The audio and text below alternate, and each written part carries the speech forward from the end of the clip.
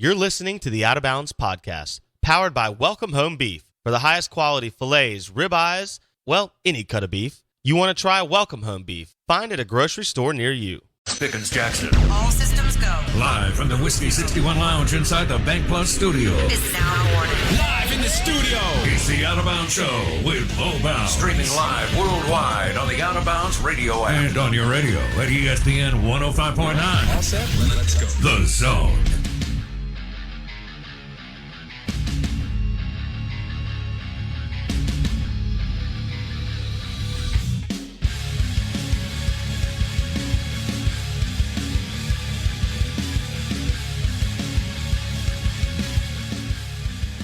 Woo!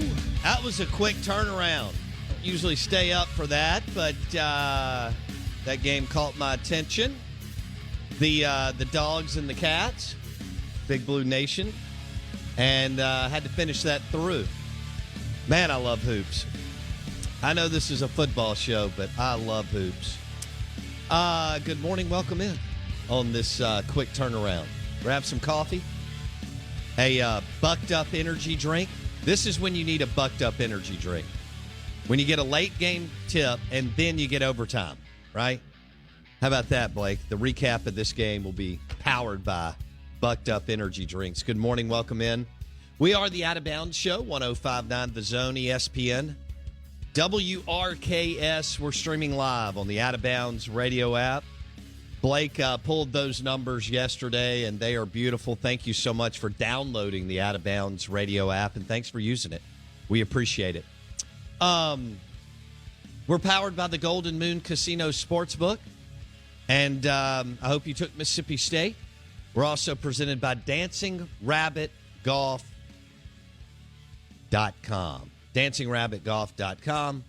And you can hit us up on the Farm Bureau Insurance call-in line, 601-707-3750. Twitter, follow us on Twitter at BoBounds. And then what was Mississippi Ag? Now, Ag Up Equipment. Text line is 601-885-3776. I've got Blake with me. I'm your host, Bo Bounds. We will go to New Orleans at 8:30 and welcome in, the columnist in the state of New Orleans the last 25 years when it comes to sports. The dude who wrote the book Payton and Breeze, part of the best offense in the history of the NFL, Jeff Duncan, will join us at 8:30. Jeff Duncan, who wrote the book on Payton and Breeze, will join us at 8:30. And, of course, he will be on the Bucked Up Energy Drinks guest line. So, we got a lot to cover today. We talked about Sean Payton possibly retiring. Blake and I went kind of back and forth on it. I thought he would. Yep.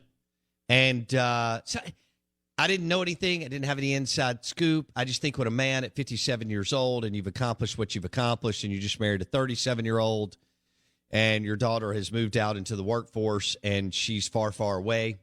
And one place for 16 years in this industry is an enormous time. Enormous time. Well, that's an outlier. Yeah. There's only like Belichick, right? There's Tomlin, Belichick, Payton. There's very few. And Harbaugh. That's about it. Yep. That's it. And Pete Carroll's racking them up. But you're right, Blake. It is not but a handful out of 32 jobs where those guys stay over 6 years, much less over 10, 12, 13 years. And he's such a part of the fabric of New Orleans. Like some of you, I grew up in New Orleans, had family down there. We spent some Thanksgiving and Christmases down there. I got to kind of bebop around at maybe a different level than just going and staying in a hotel. Staying, at my aunt's house. She lived about, Blake Scott could probably grab a 5-iron and hit Tulane.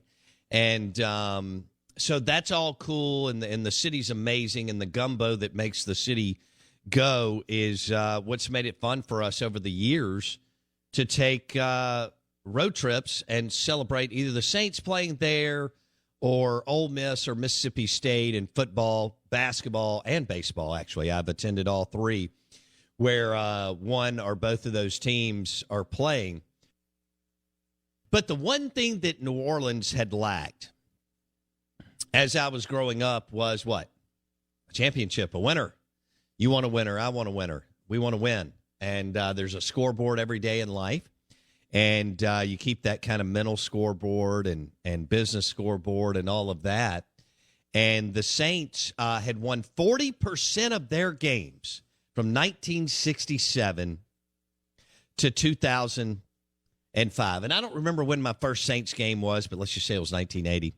And so from 1967 to 2005, they won 40% of their games.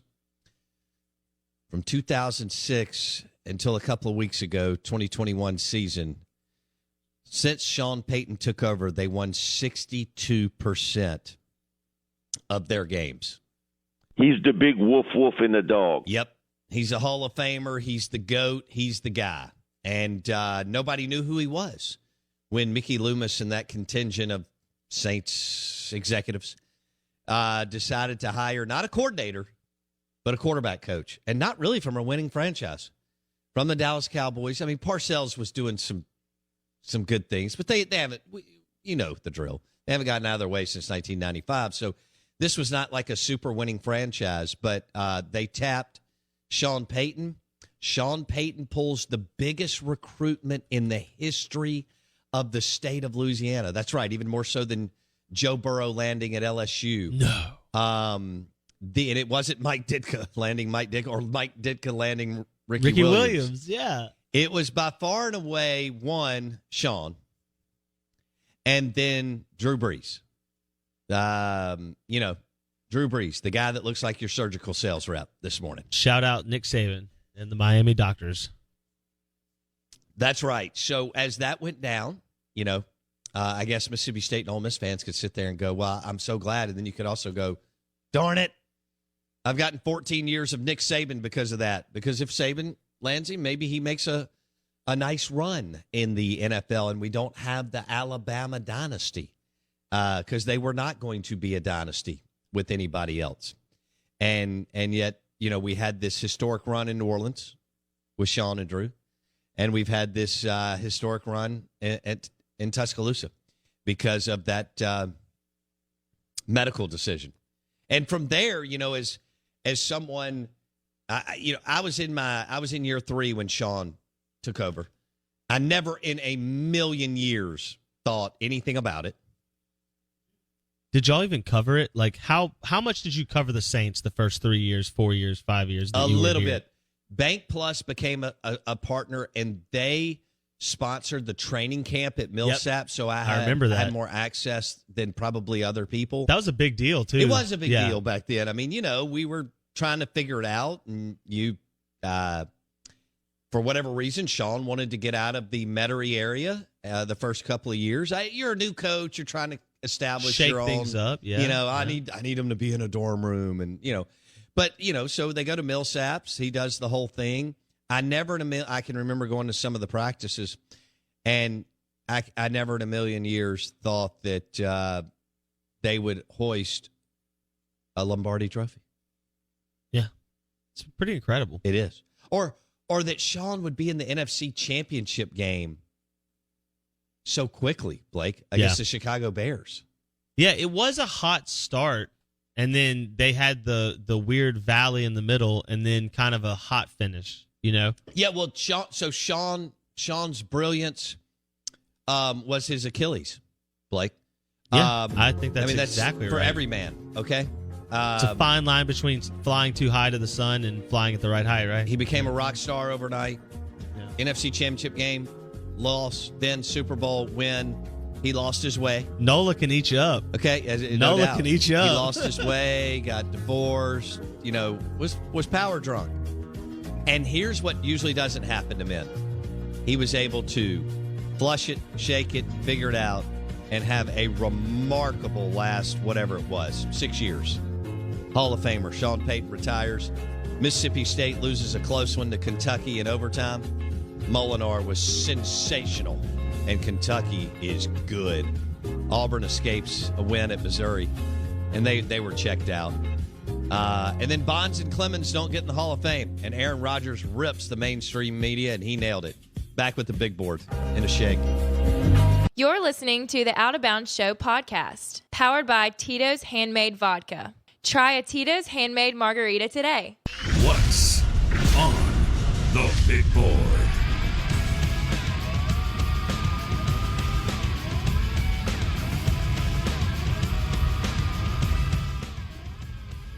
Oh, good morning. Welcome in, all you crazy people. Yes, all of you. Did Jaxson Dart commit yet? Whew, I already have Jaxson Dart fatigue. Got new rumors on the Caleb Williams trail, though. Really? Have you not heard Is this? he going to Mississippi State? Yeah, right. Like he could beat Will Rogers. Okay, well. That was funny. He can play running back. Yeah. Only if Chad Bumpus coaches. You don't want Chad Bumpus. He's from the state of Mississippi. Yeah, he Four-year starter. He might know players and Right. coaches. Yeah, that Stop. this nonsense. The latest rumors on Caleb Williams not headed to Southern Cal. Wyoming. Big Red on Wisconsin. Dun, dun, dun, dun, on Wisconsin. He's not going to the Badgers. Are you serious? You really? serious, You Clark? really didn't see all this last night? No, dude. I was at dinner. Yeah. Oh I yeah. had a meeting. Then I was at dinner. Strong reports Wisconsin. And I got home and I locked into Mississippi State. Strong Kentucky. reports Wisconsin is the leader in the clubhouse over Lincoln Riley and Southern Cal now. Okay. I wouldn't make that up. That's not. I wouldn't lie to the listeners. Well, goodness gracious. We are the Out of Bounds Show. ESPN 105.9 The Zone. WRKS. We're streaming live on the Out of Bounds radio app. That's right. We're streaming live on the Out of Bounds radio app. I'm loving that. Jeff Duncan will join us. NOLA.com. Saints Insider at 8:30. Talk about, we'll go 23 minutes like we do at 7:30, 8:30, and 9:30. 23, almost 24 minutes. No break. Of Sean Payton, New Orleans, the impact, the immeasurable impact of Sean Payton on Who Dat Nation, NOLA, the city, the state, the Lombardi Trophy, the Hall of Famers that he produced. And yes, it's more than one. And it was pretty cool to see all the players tweet out yesterday. Cam Jordan, Alvin Kamara, Lance Moore, Marquise Colston.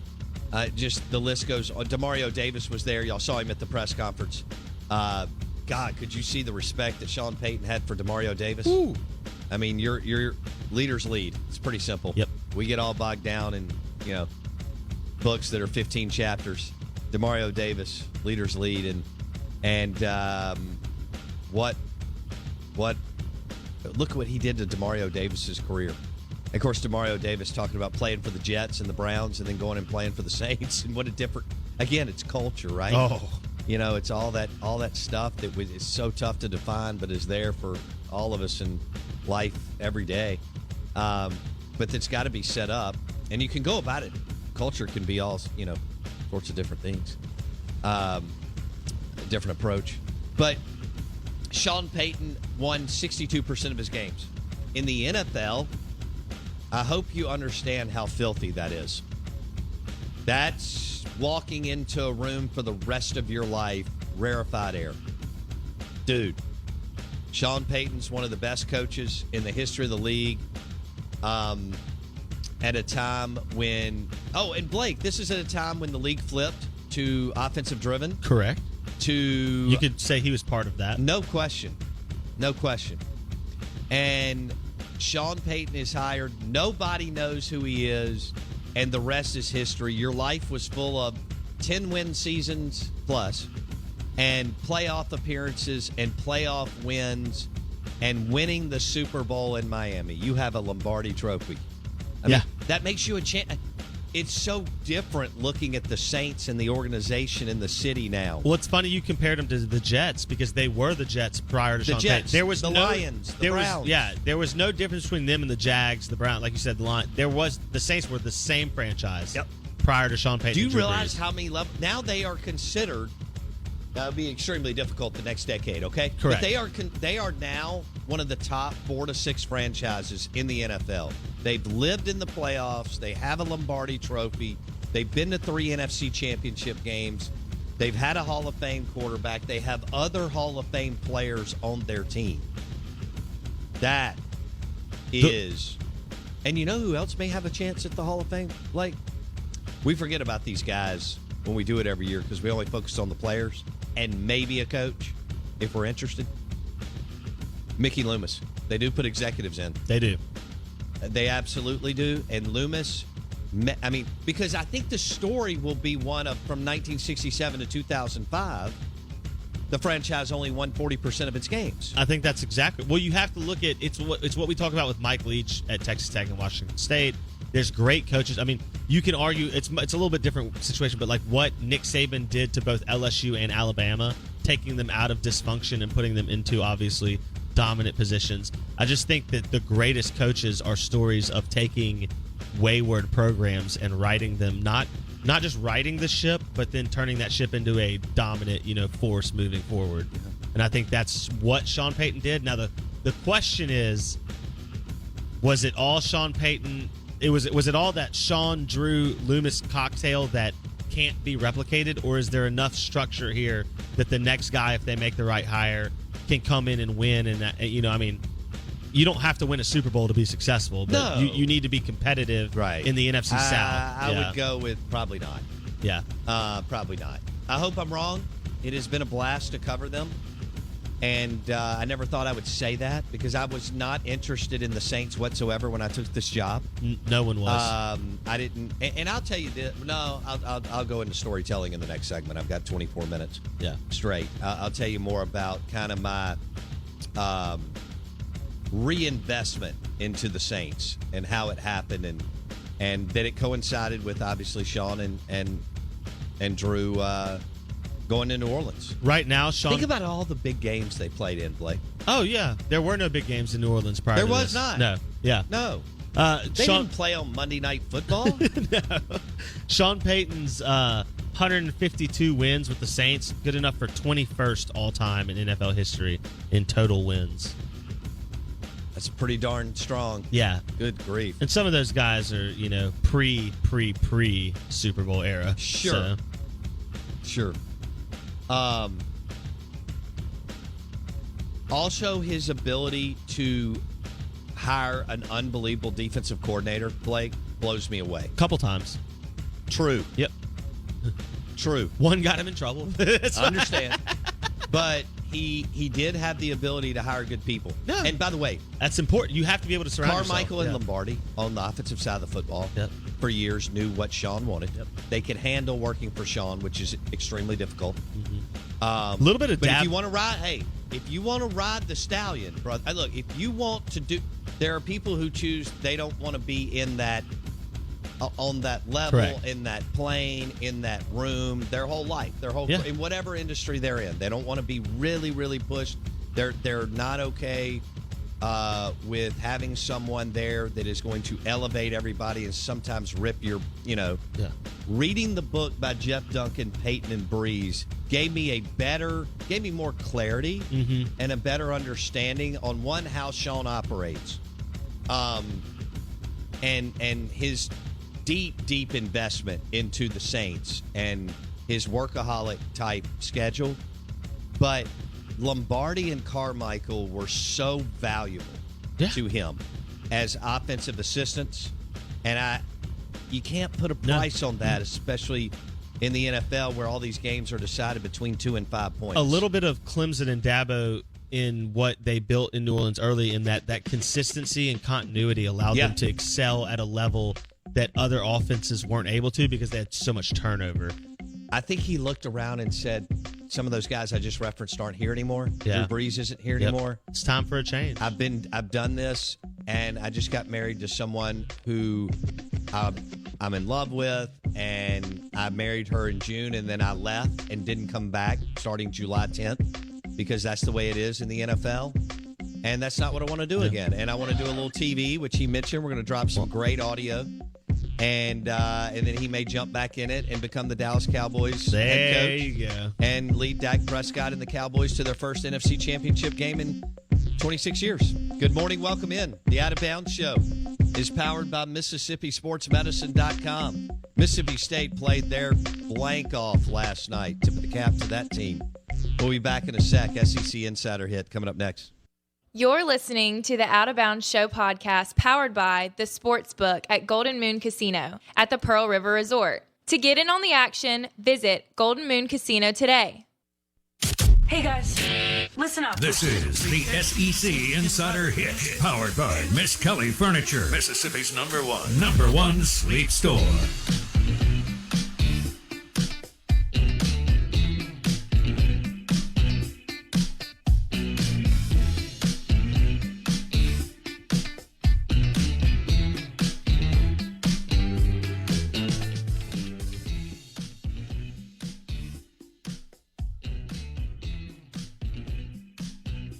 You think Kentucky had too much down low?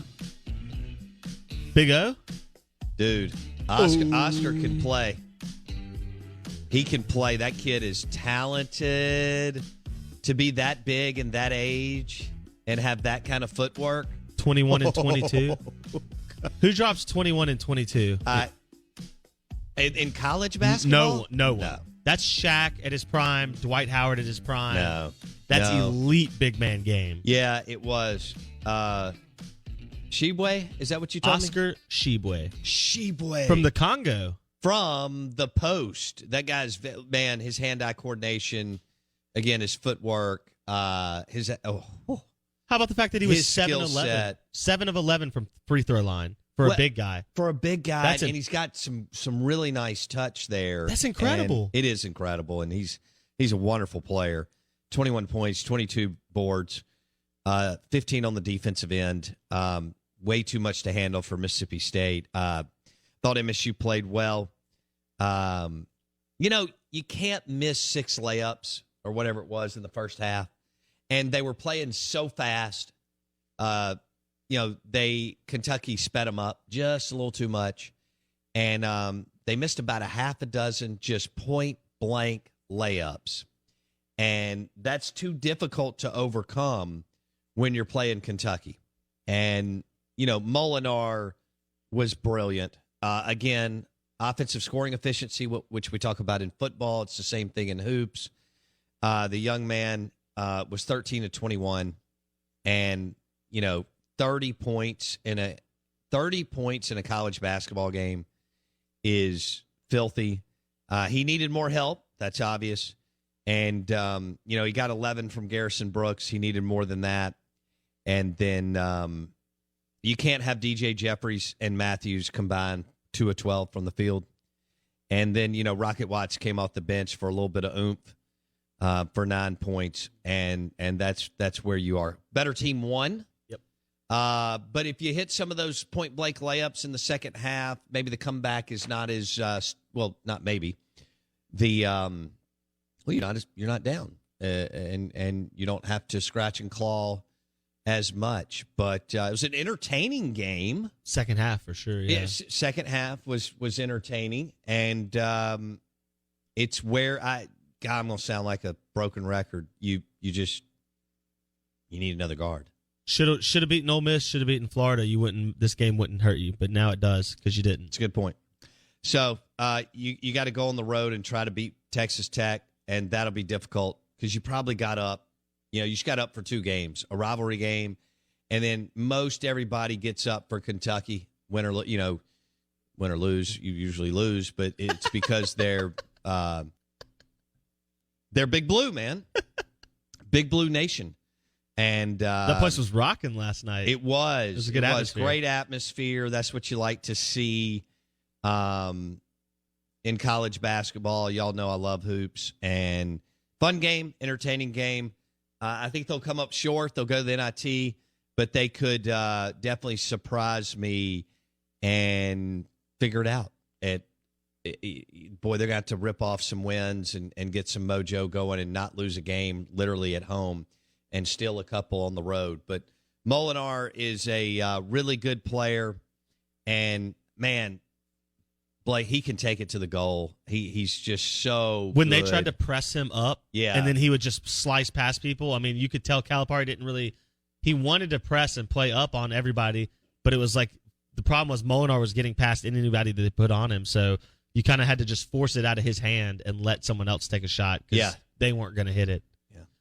Here's my question for you. On January 26th, 7:35 a.m. Central Daylight Time, Mississippi State is a blank team, NCAA or NIT? NIT. You're sure on that? Well, that's where I am today. Mississippi State and Ben Howland walks out on the court for Mississippi State in 2022 to start the new season. Yes or no? I'm going to go yes. Okay. But if things completely unravel, then no. If they play like they can, and again, they're not special or a great team by any stretch, but if they play like they can win. They can still win a bunch of games. Okay. Yeah. I mean, nobody's going to care by then. Nobody, here's where you are in the state of Mississippi.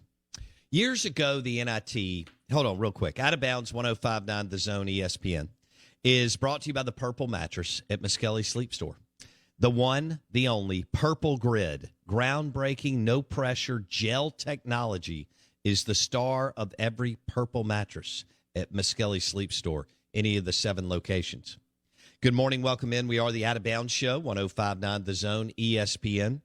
The Ag Up Equipment text line is 601-885-3776. Here's what's happened, Blake, is years ago, before you can remember, is when Mississippi State or Ole Miss, well, I remember the 87 Southern Miss NIT championship, and I was in love with that team, but that was a different time in my life.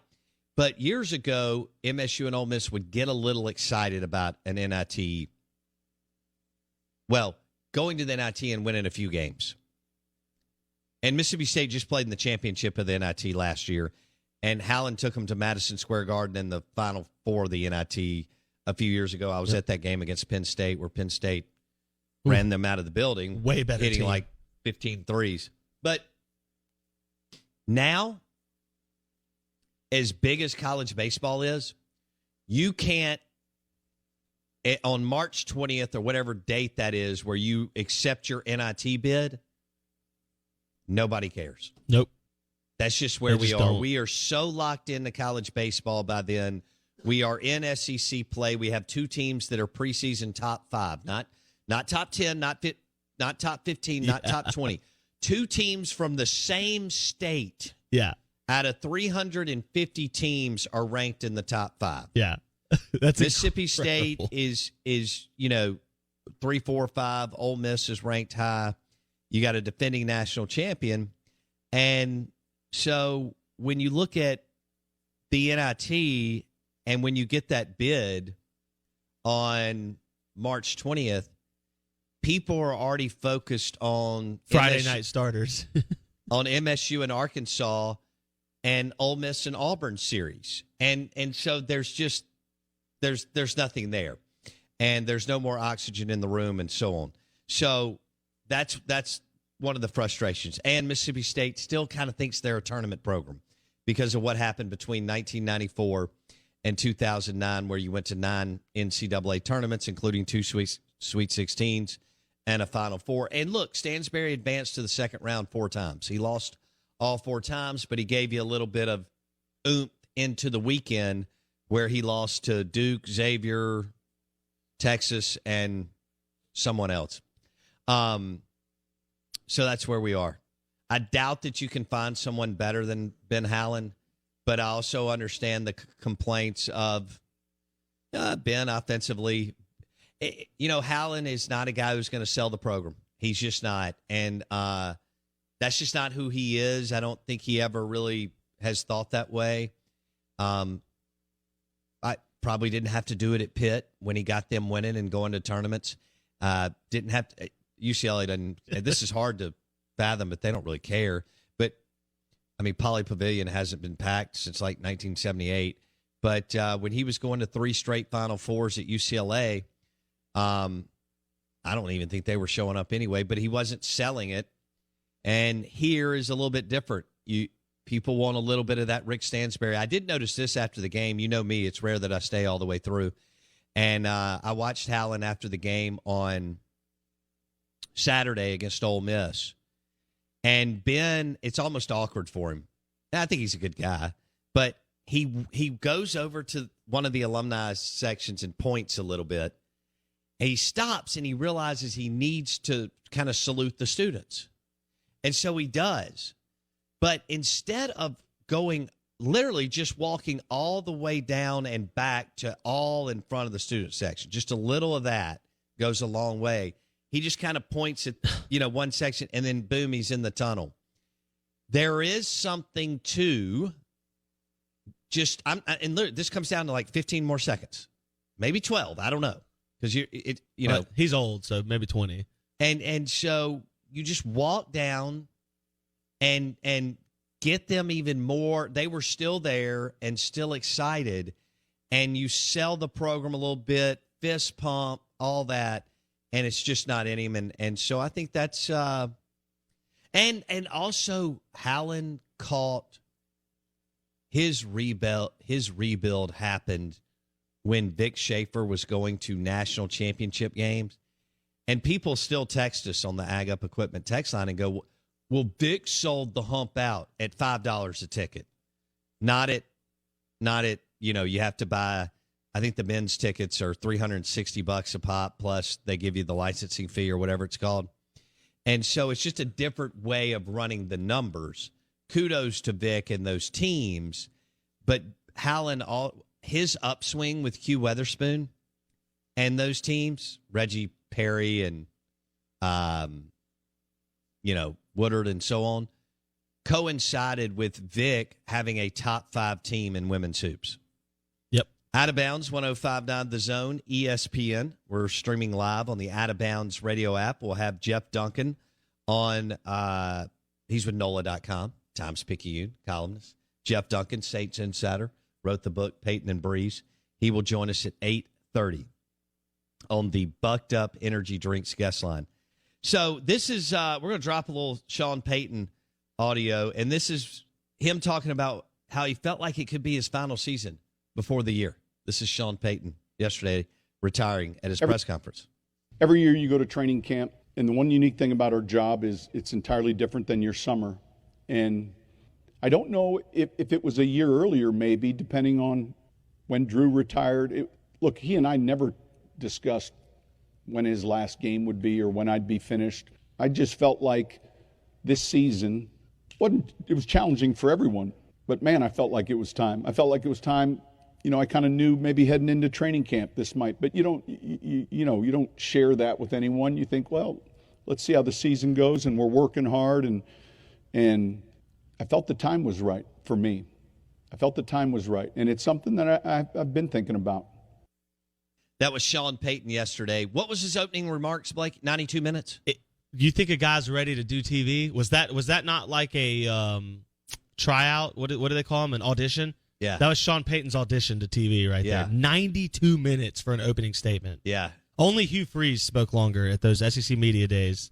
That was one hilarious when Hugh Freeze did that. He talked about his fourth string redshirt tight ends. It Wasn't was that incredible. Funny? Yeah, Sean Payton, 92 minutes. You don't think that guy kind of was ready to pat himself on the back after 16 years in NOLA? Oh, man. Hey, guys, I am the man. And he is. He is, no doubt. Hey, this is Sean Payton talking about whether he's interested in being on your television with a microphone in his hand. I'd like to try TV. And I've had some opportunities, and yet I really don't. I talked to Drew a little bit about it last night. I don't know that part of it that well. But that'd be something that would interest me. And so I think the hardest part is sitting in your chair saying, wait a minute, you haven't talked with a network yet? You haven't talked with, not a word. So hopefully that opportunity comes. He had offers by last night in his agent's on his agent's phone. Rumor is he got an offer mid-season. Boom. Yeah, there was already discussion of this in the New Orleans media a week or two ago. Jeff Bezos called him with Amazon? Well, that's a great question. Who is Amazon pushing after Thursday night? He's probably hung out with Bezos at some point. Yeah. Sean likes a little celebrity, and that's fine. But Sean likes it. He's built up a little celebrity Rolodex over the years. There's no doubt about that. He runs in tight circle. There's no doubt. And his daughter's running in that space, and you always want to help your kids, and he brings a name, and you get invited to those cool, fun things in Brentwood and Manhattan Beach. Yep. I think he's been doing a little bit of that in the offseason the last decade. No doubt. And with ESPN making a very strong push at Al Michaels, trying to pull him away from Sunday Night Football, there looks to be another big shakeup coming in NFL broadcasting. Well, give it to me. Sean Payton will be a highly coveted piece, I think, potentially, depending on how all these different other pieces move around. Yeah. And who gets left at the altar, right? Somebody will. Somebody's going to come up short and have to settle on somebody else. So it'll be interesting to see what happens there. Okay. And then we still have the whole Manning cast thing. Yeah, which is a totally ancillary, second part. Yeah, absolutely. And will someone else go that route? Unbelievable. Will Amazon go that route and say, "Hey, we're going to do 2 broadcasts for Thursday Night Football. We're going to pay one crew to do the normal broadcast, and we're going to pay Sean and Drew to watch the game like the Mannings do." Let's say Peyton and Eli got $10 million apiece to do 10 games. All right. That's an enormous amount of money, but it's kind of not in there in who they are. Amazon can offer whatever, Blake, for the Manning cast. Seriously, they can go to Peyton and Eli and say, or just build their own. They can say, all right, Peyton, Omaha Productions, what do you want to do? This, and this. All right, we'll pay you and Eli $30 million apiece, and give you 4 movie deals. Yeah, exactly. And all this other access to everything that we're doing in the world of Amazon. Yeah. We'll be your distributor, everything. Omaha Productions, and you just have to do 10 games a year. Just keep doing what you're doing. Okay. But Sean Payton doing TV, Sean is active on social media, which is rare for an NFL coach. We've got the Lane Kiffin thing, and Lane's witty and clever on Twitter, especially if you're an Ole Miss fan. You love it. You eat it up. Sean is very active for an NFL coach on Twitter. You don't see that from John Harbaugh. No. From Bill Belichick. Andy Reid. Even guys the like young that. Guys. McVay and Shanahan are not on Twitter. Yeah, LaFleur. You could go on and on. But Sean has not only embraced it, but he's also he's on Instagram too. It's funny. He has been out there, and he kind of gets it. And I think he'll be great on TV. Most of the time, coaches are not. Bill Cowher and Tony Dungy, it's a great time to take a nap, right? Drew Brees is boring on TV. Brees, Cowher, and Tony Dungy, give me some of that, I'm asleep, right? Maybe a little milk, and I'm good to go. Boring. Why are you taking shots at Drew Brees like that, man? He is. I'm not saying that Drew can't find his fastball on TV. But he's no Tony Romo. Well, not just Romo, but I could go into some other guys. Michael Strahan is brilliant on TV, okay? Yep. He's got a presence. He's engaging. I want to listen to what he's saying. Jimmy Johnson is unbelievable on TV. I will actually stop while I'm walking around and listen to Jimmy Johnson and Michael Strahan tell me what they think in a world where we can get that 6,000 places throughout the week with podcasts and sports talk radio. I'm not stopping when Tony Dungy, Bill Cowher, Terry Bradshaw, or Drew Brees are saying anything. Sunday Night Football in America or whatever. No, that's what's called Football Night in America, which is what Dungy and Brees do. Well, it was great when you have to have some bite. Dan Patrick. Rodney Harrison and Dan Patrick were great, and Tony could just be irrelevant. But also the league was different, too. Access is so much now that they don't do anything that I haven't already seen 15 times. No by doubt, that point. because you and I have the NFL Network on every morning and all that stuff. Good Morning Football which is their morning show, is a million times better than anything you're going to get on Sunday from Terry Bradshaw, Tony Dungy, or Bill Cowher. And none 100%. Of those on that broadcast are former players. And there's only one former coach, and they only rotate in one former player out of the 4 studio hosts. Yep. So we're looking for interesting, and that's not where it is. Now, I got to segue real quick. Aaron Rodgers absolutely smoked the mainstream media. And he crushed it. The Out of Bounds Show is brought to you by the Ram Trucks at Mac-Hike and Flowwood, MacHikeFlowwood.com. This is Aaron Rodgers talking about the mainstream media. The vitriol, the hatred, those words. I'll be honest, I've been insulated from it. I haven't seen a lot of it. I know it's out there. I'm sure it's out there. But I do have empathy for those individuals who have been dealing with this fear. Is the hatred based on the fact that I don't have that fear, that I've taken responsibility for my own health, possibly, that I don't fall in line with a narrative, possibly. But I will say I don't believe that hatred and fear and name calling and any of this stuff is going to get us out of this pandemic. It's going to be love and connection and actually conversation and debate and information sharing, and not information sharing that's fact checked by the same individuals who are, running the pharmaceutical industry. When you look into some of those connections, it is interesting to see some of the connections between fact checkers and boards and that's too bad. Nailed it. Aaron Rodgers nailed it. The mainstream media, for them, it was never about health or sharing good, accurate info. It was always about pushing fear and division. Aaron Rodgers nailed it. And for him to say it, because there's so many cowards in the entertainment industry that won't come out and say it. Only those that oppose that view are allowed to say anything. I love the comedians from all different backgrounds. The comedians have never let up the last 2 years. I mean, they smelled this thing and were like, what? And they have come out left and right and just pushed back and hammered the mainstream media. Aaron Rodgers is what we all need with a cup of coffee. I mean, that was smart, logic and reason. We've gone into this abstract place of nonsense. Kudos to Aaron Rodgers. One of my favorite players now. I never knew he would be like, I've loved watching him play. He's great. He's had all these great moments on Sunday, but I never thought that I would like, there's Dak, and then there's, Aaron Rodgers is close 1A. A couple other guys too. But so Blake, what are you talking about with this Jaxson Dart? Oh yeah, deal? the latest. So we got Caleb Williams. Let me set this up for our listeners. I know a lot of you are busy.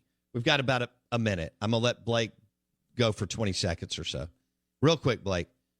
Caleb Williams played at Oklahoma last year. Yep. Rumors that he was going to follow Lincoln Riley to Southern Cal. It was all but done. Jaxson Dart played some at Southern Cal last year. Yep. Rumors that he's heavily, leaning to Ole Miss. Yes. Where are we now? So, well, we don't know, but what's the scuttlebutt? The latest over the last 24 hours is that Caleb Williams, who was all but at USC, is no longer all but at USC, and that Wisconsin is not only a heavy player in landing the former Oklahoma quarterback who still has 3 years of eligibility left, but also that they're maybe the front runner now over Southern Cal, which has thrown a wrinkle in Jaxson Dart's plans, because now Jaxson Dart is supposedly waiting out Caleb Williams to determine whether or not Lincoln's going to bring him back to Southern Cal. This is what we call drama in the Sun Belt. Good morning, welcome in. ESPN 105.9 The Zone. The Out of Bounds Show is brought to you by the Purple Mattress, the one and only Purple Grid. Groundbreaking, no-pressure gel technology is the star of every Purple mattress at Miskelly Sleep Store. 7 locations. Check them out. Go, test it out, lay down on it. You'll love it. We've been sleeping on a Purple mattress from Miskelly Sleep Store for 6 or 7 months. We're live in the BankPlus Studio. Jeff Duncan, Saints Insider, at 8:30 on Sean Payton retiring.